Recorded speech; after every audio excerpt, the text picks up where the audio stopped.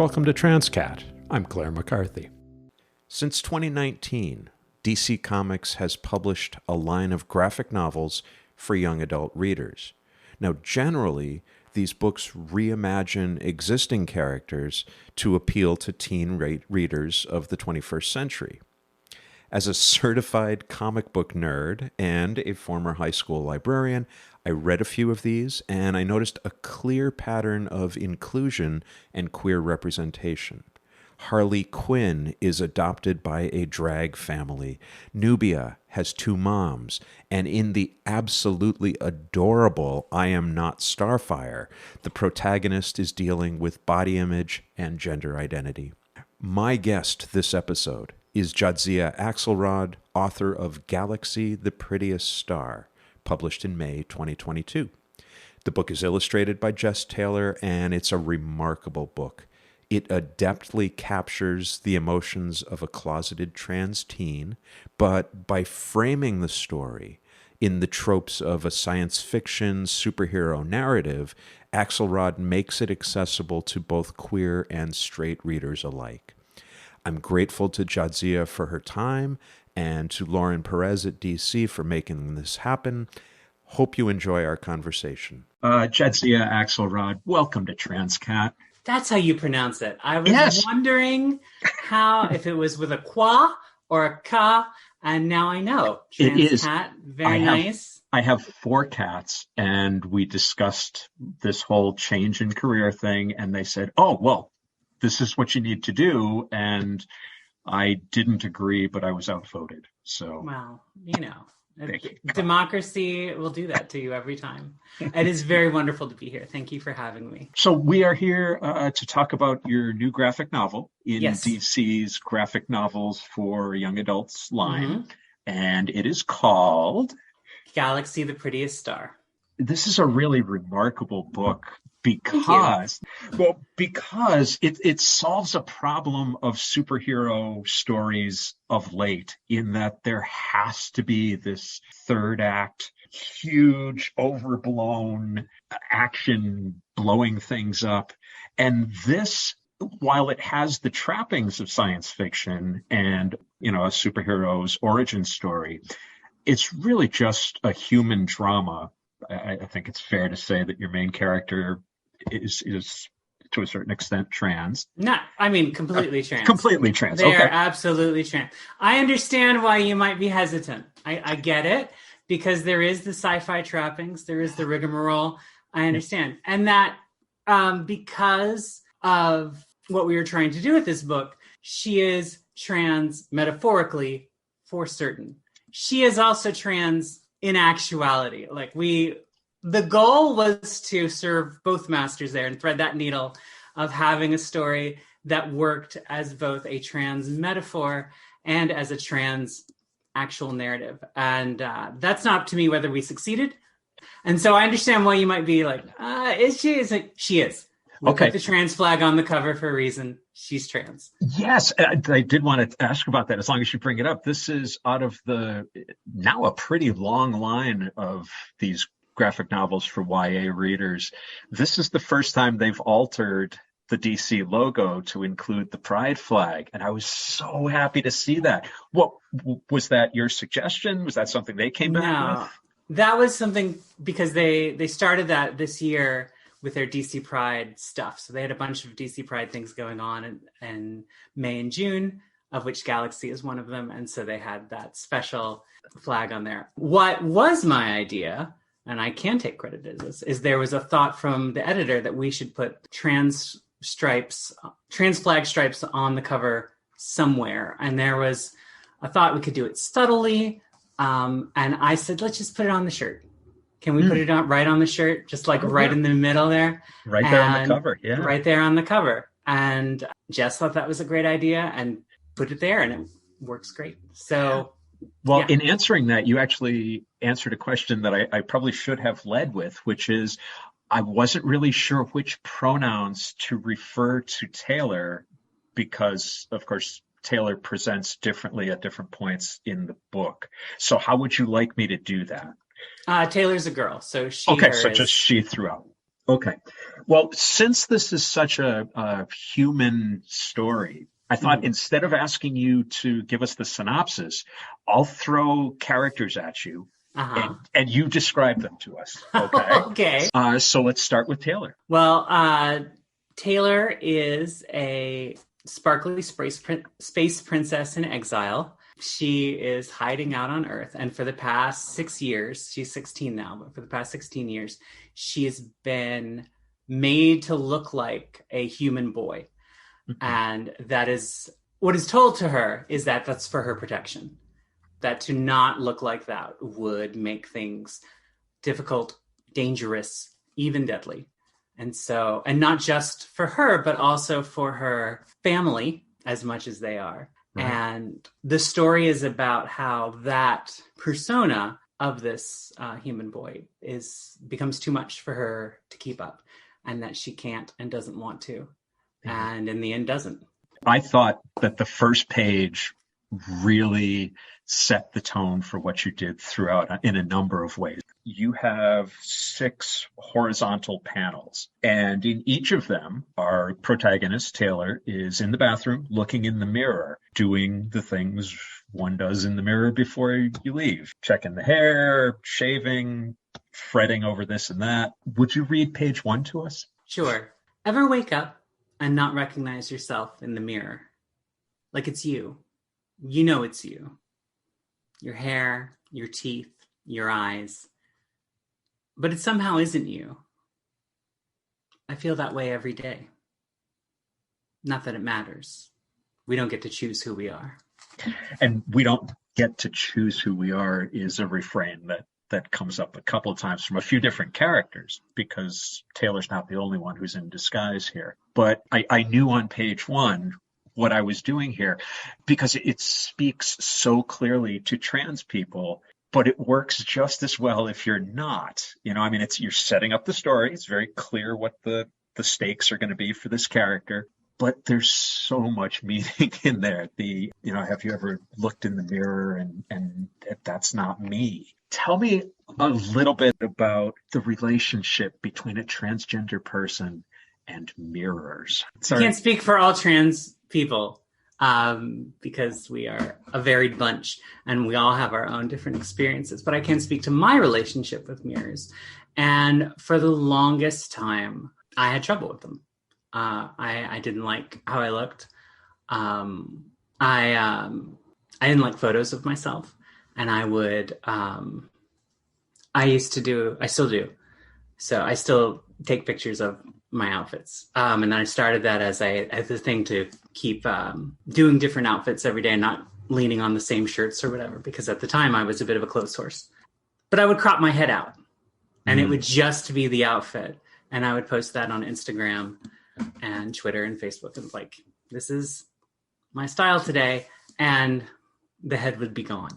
It would just be the body. So that sort of disassociation with my own face and my own body is something that I struggled with for most of my life, and that I would just be very separated from who I was as a physical human being. Right. And definitely that was reflected in the mirror, and just looking at this face that wasn't right and wasn't what I wanted or needed.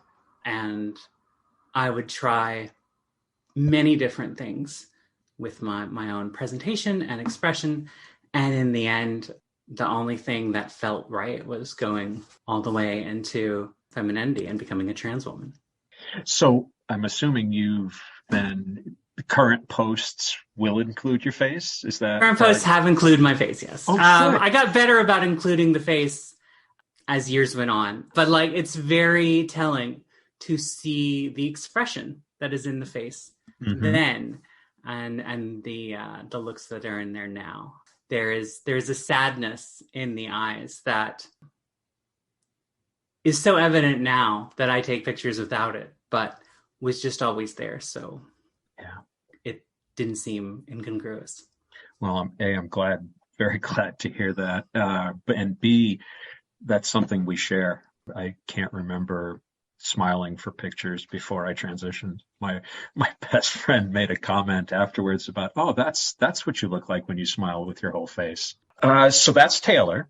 Mhm. And you said Taylor has a family of sorts. Yes. Who are they? Right. Well, Taylor's family, her parents are on her home planet, Siandi, and she was sent away from that planet when a intergalactic conquering race called the Vane attacked their planet. And so she was sent away with a general and 2 other children as cover. And they came to Earth and created this family. So her father, in quotes, is Phil, who is doing his best to be a single dad of these kids, but is also very much a general and aware of the war that he is fighting. Right. And then she has an older brother, Carl, who has had to deal with the fact that his only use is covered for someone else. He literally does not matter. Yeah. And that has taken its toll on him. And he's one of the ones who echoes that line at some point. He says, none of us has what we want. Exactly. And I think it hurts him the most because he transferred older, so he has a stronger memory of their homeworld than any of the other kids, Taylor included. And then she's got a younger sister, Sally, who was a baby and so has no memory of Siandi at all. So there's this family unit, and one of the recurring themes, one of the motivating forces of the book is a degree of xenophobia on the part of some of the humans. And that obviously stands in rather nicely for transphobia and homophobia. But in particular, we hear about, because of Superman coming to Earth, we hear about this fear and mistrust of literally aliens. Right. In particular, Buck. Yeah. I want to come back to Buck at some point. I'm going to ask you to describe him, but I cried at one of his lines. He had a very, very powerful moment for me, and I didn't expect it. Oh, what was that? When Taylor is, towards the end, is trying to explain, when Taylor's been outed and is trying to explain, this is the real me. I finally feel like I've taken off the mask. And Buck, I could hear the grief in his voice. He said, but that mask was my friend. It would have been so easy to keep him a stereotype. And that line just struck at my heart. It's like, he's suffering a loss here, and I get that. Yeah. And then Taylor's response is, no, it wasn't. And I think, that Buck is an interesting character. He's based on a friend I had in high school, who I've identified as queer for most of my life, and I was closeted in high school, but I was still. And there was one point where me and this friend were talking, and he was going off on how he didn't like gay people, and he was like, and like all these gay people always say, like, how can you tell? And it's like, I could tell. And I'm like, I'm sitting right here. You can't. What are you talking about? Right. But that like casual homophobia that was part of growing up in the South when I did, and still might be about growing up in the South. Whereabouts did you grow up? Philadelphia now. I grew up in North Carolina. But so it's based on that. But it's also based on some of the reactions I got when I did transition. And there were some people who felt betrayed and felt like the person that they knew doesn't exist anymore. And that obviously is not true. But at the same time, that is a real feeling. And I did want to show that. Yeah, I've had that experience as well. People who just felt betrayed, that they had based a certain degree of their identity on what I was presenting. And when I took that away, it hurt them. But going back to what you were saying about aliens, one of the fun of playing in like the DC universe is that you get to have a universe where aliens exist. And it is common knowledge that there are other races out there in the stars, and some of them live here on Earth, and some of them are famous. And that's a lot of fun to play with. because you can get a lot of very interesting metaphors about not just Superman being a model immigrant, which You're right. is right there, but also this idea of like this image of masculinity and Taylor's ideal image of who she should be as a boy is Superman. And like, that's an impossible image to achieve. Not even Superman is Superman all the time.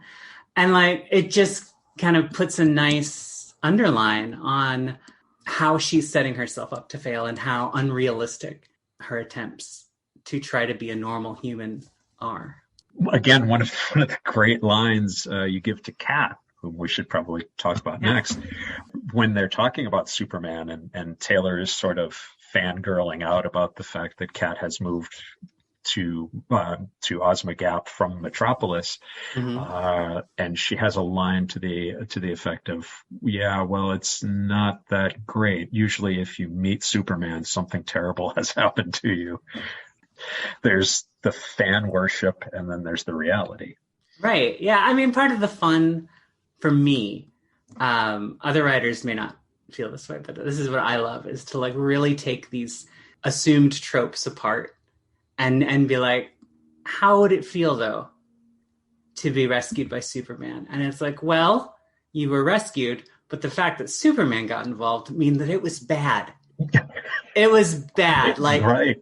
that had to, like, meeting Superman was probably fine, but like the experience that led to it had to have been deeply traumatic, and it's just a matter of course. And so that's something I found fascinating. And so that had to be Kat's perspective as someone who had been saved by Superman. It's like, yeah, I mean, it's not like I met him in an autograph line, like something bad happened to me. He didn't come to my house for dinner. Right, right.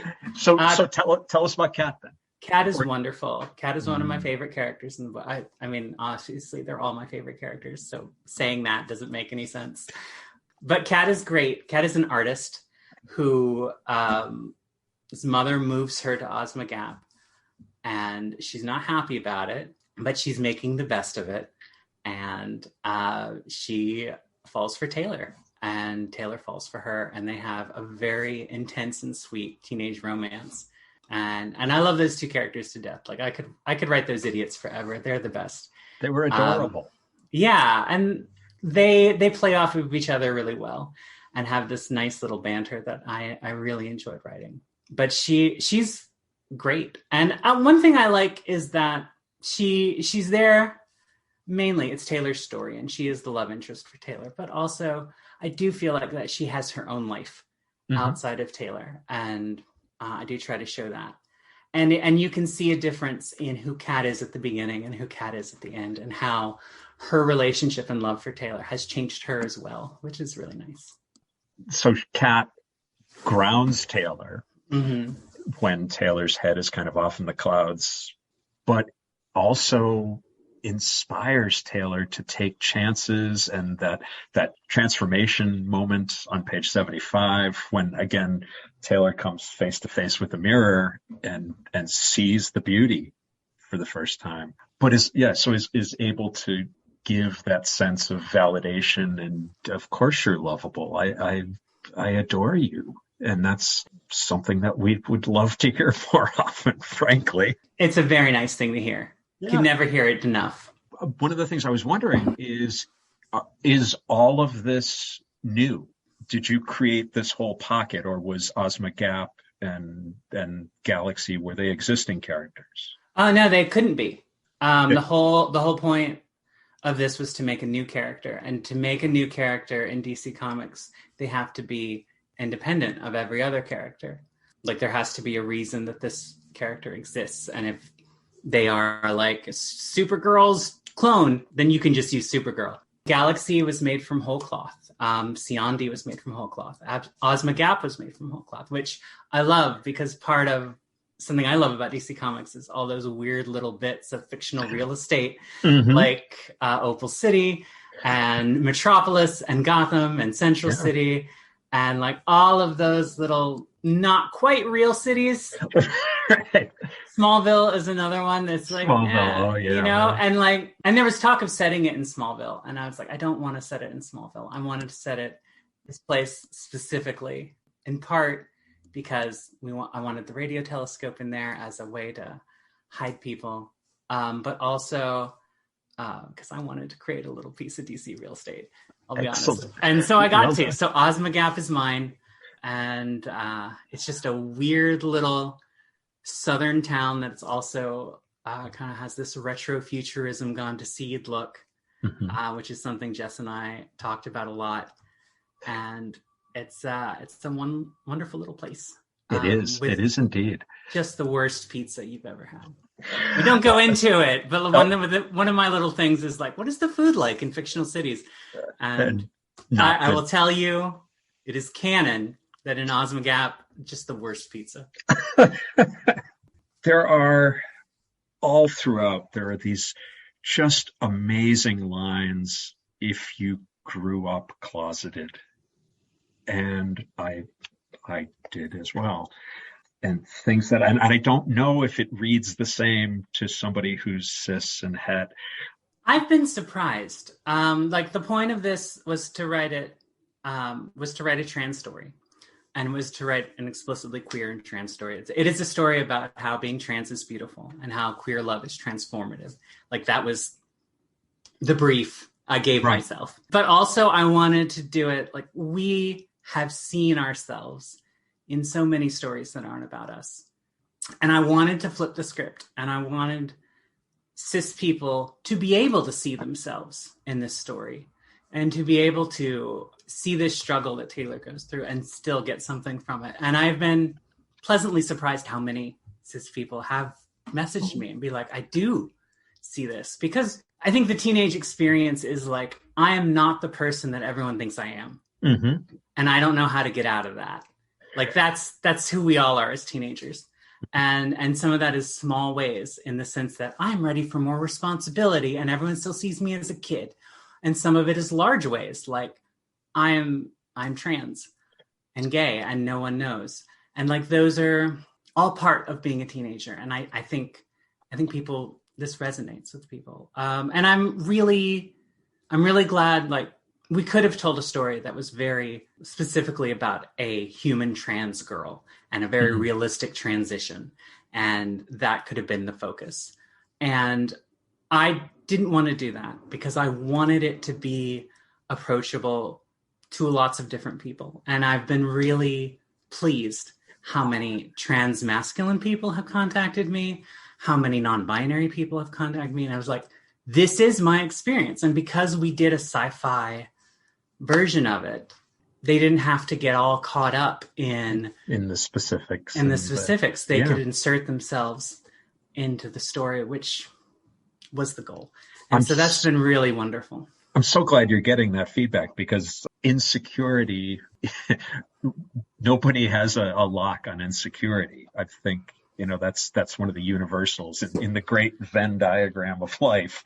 We all come together at insecurity. And so that I think that worked really, really well. There's a bit when Taylor's playing basketball about cultivating invisibility. And that's another central teen thing of, I want to be invisible. Why isn't anybody paying attention to me? So, those sorts of things are universal. Could you read with me? Sure. Pages 76 and 77. Yeah. I get to be Taylor. Okay, great. So if you could just set the scene up quickly. Sure. Yeah, this is a scene. Taylor and Kat are going to a party, and Kat has made up Taylor. She's gotten all of her most colorful makeups that she's not been able to use because she does not have purple skin. So she's very excited to do all this stuff on Taylor. Taylor's in a beautiful dress. Her hair is done. And like, this is the first time that Taylor has seen herself, not just as a woman, but also a beautiful woman. And she's very glammed up. All right. I'm going to I'm going to start reading in a second, but I just got to notice that I only have 10 minutes left. So we might have to work around that. Anyway, Sure. so Taylor's looking at herself in the mirror and she says, no, no, no, no, no, no, no. I have to change back. I have to change back. What? No. You don't understand. I can't look like this. I have to go home. It's wrong. Oh, what's wrong? I can add more glitter. No, it's not that. It's everything. I can't do this. I can't be this. It's wrong. I know it's wrong because it feels too it feels wrong and right and beautiful and awful, and I love how I look, and everyone's going to laugh at me, and I can't handle it. I can't. I'm not strong enough. I can't breathe. I can't look like this. I don't deserve it. Oh God, sweetie. If anyone deserves this, this is you. If you can't look like yourself, who are you? I don't even know anymore. I know exactly who you are. You told me. You've told me since I met you. Dry your eyes. I'll fix your makeup. That one line, I don't deserve it, defined half a century of my life. Whatever it is you're talking about, if it's a good thing, I don't deserve it. And so I adored that page because it comes after this beautiful splash page of the reveal, right? We see Taylor as she is, horns and all, purple skin and all, and she's beautiful. And that's her reaction. I don't deserve this. Yeah, my editor wanted to cut that scene. Really? Yeah, and she had a good reason for it. She's like, it breaks up the pacing. It's better pacing-wise to go from her seeing herself in the mirror to the party. And I said, you were right. It is better for the pacing for that to happen. But this is so important, and it's something that is so often glossed over in trans narratives, where there's the scene that has to happen, as happens in not just in trans stories, but also in like teen romances and things, like the makeover scene. It's a necessary trope. And like, I know from my own experience, and I know from other trans people's experience talking to them, like that moment when you see yourself is actually really hard. And it starts as a celebration, and then a moment later, all those years of repression and denial and shame and just come flooding back. And it's hard, and it's so difficult, and it's a part of the experiences of being trans, is growing past that and realizing that it's okay to want this. Yeah. And so I wrote a whole essay about why this scene was important and why it should be included, and why it's usually not there and we shouldn't put it in here. And because my editor, Sarah Miller, is great, she relented and we kept it in. And those 2 pages are something that people constantly tell me about. And it's like, can't believe this scene was in there. This expresses so much of things that I have felt. And it's like, I'm so glad you fought for that. You're absolutely right. I mean, fought is hard. It's not like I had to explain it. I don't want to make it sound like I was in there like, no, you don't understand.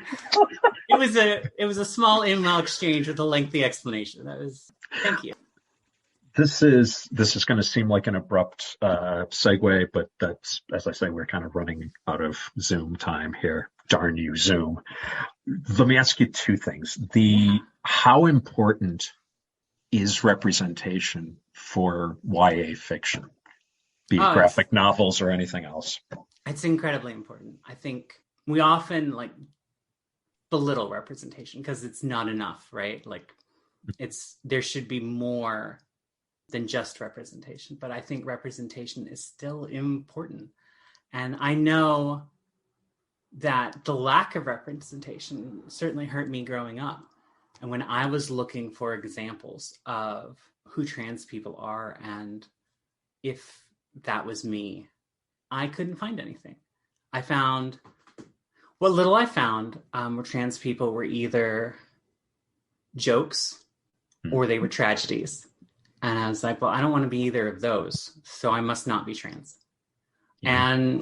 And I really do think that if I had, this is what everyone says, right? When it's like, I tried to write the book that I wanted to read as a teenager. Right. And this was the book that I needed as a teenager and couldn't find. And I get mad sometimes because the year's 2022. And I hear a lot of people saying, this is the first time I've seen myself in a piece of fiction. Yeah. And I'm like, I'm really overjoyed that people can see themselves in this book. But also, this book should have happened long before I started writing it. There should have been a version of this 20 years ago, 40 years ago. And there just hasn't been. And so I'm glad I was able to write it, and I'm glad it exists now. And I'm overjoyed that there are young people, because that's the target audience. It's a YA book, who see this book and read it and see themselves and finally feel like what they are feeling is not unusual or singular, and that they are beautiful, and that this book can give them that. It's just so wonderful, and I'm so happy that that's happened. Well, the love between Kat and Taylor then becomes something that you deserve. You should have. It's not even about deserve, right? It's just it's there. It's like no one deserves love. Love should just happen, and like you don't have to work for it. And I think that's the best thing about their romance is like Taylor doesn't have to work for Kat's love, and Kat doesn't have to work for Taylor's love. It just happens. Wow. I just learned something right there. I'm going to go change. Thank you. All right, last question. I have, and I'm just going to reveal my nerd cred by asking this. Go for it. I have only encountered your chosen name in one other place. Yes. Did you choose the name based on Jadzia Dax? Yes and no. It is an Earth name. First off, but way to reel me back in. Yeah. Thank you. It's an Eastern European name, but it's pronounced differently. It's pronounced Jadzia. But I like the Star Trek pronunciation. So when I was choosing names, I was like, let's do that. So it is both a connection to my heritage, which is in Eastern Europe, but also, yeah, I like the way it sounds on Star Trek, and I do like Jadzia Dax. She's amazing. And the metaphor of the trill is not inappropriate for people like us. It's true. I mean, we don't have time for me to go into I know, my trill feelings, but I will just say yes and leave it at that. There's a learning curve to the technical aspects of podcasting. For example, I didn't realize that Zoom was going to cut us off at the 60-minute mark. I'll do better next time, I promise. At least Jadzia was able to put a button on her last thought before the line went dead. There was so much more I wanted to hear about, though. How did her journey from webcomics to one of the big two publishers happen? What motivated her to name the book's chapter titles after David Bowie songs? And what has she experienced in terms of pushback from opponents of queer representation on library shelves? Well. Anyway, please go buy Galaxy the Prettiest Star. If you're a librarian, add it to your collection. I guarantee someone needs to read this story. Thanks for listening. I'm Claire McCarthy. Let's talk soon. This is Sadie McCarthy. I'm Claire's niece. Transqat is a production of Transqat Enterprises, LLC. Copyright 2022, all rights reserved. Join us on the web at transqat.com. That's TRANSQAT.com. There, you'll find links to Transqat, the blog, writing projects, speaking engagements, and more. You can also meet the team who thought spelling cat with a Q was a good idea. Follow Transqat on Instagram, Facebook, Twitter, and YouTube. Leave us a comment on whatever platform you use to stream this podcast. Just remember to be kind. She has enough self-esteem problems already. To reach Claire with a question or a suggestion for an upcoming episode, just use the contact page at the website or email her directly at crmtranscat@gmail.com. Thanks for listening!